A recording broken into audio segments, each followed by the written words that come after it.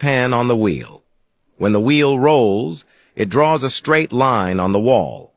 Once it crosses the barrier, the line becomes a wavy line. Remember the height of the wavy line. Now add another steel plate to the wheel. Now, when the wheel crosses an obstacle again, the wheel will first touch the steel plate and gain a certain amount of elasticity.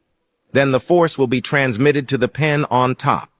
Now look at the lines. The height of the wavy line has been reduced.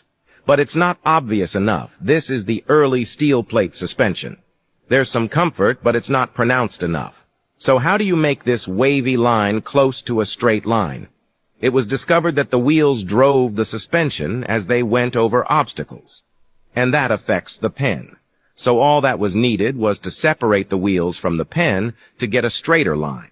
So they took away the steel plate from the steel plate suspension and replaced it with two parallel swing arms fixed to a beam. But the wheel is independent, so that when the wheel moves up and down, it doesn't affect the swing of the frame. In order to better filter out small vibrations, instead of rigid springs, soft coil springs are used to absorb vibrations and smooth out bumps. So can we draw a perfect line this time?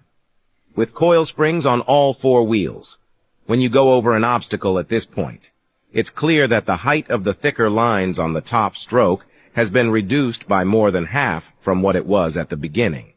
But it's not enough to really get rid of the ups and downs. This is due to the fact that when the springs are compressed, they spring up very quickly. So another transverse spring was added to each of the four wheels. Dual action dampers control the compression and extension of the springs. Interestingly, in the actual test, a chimney was placed on the car, and the straight line drawn by the smoke proved the effectiveness of the double springs.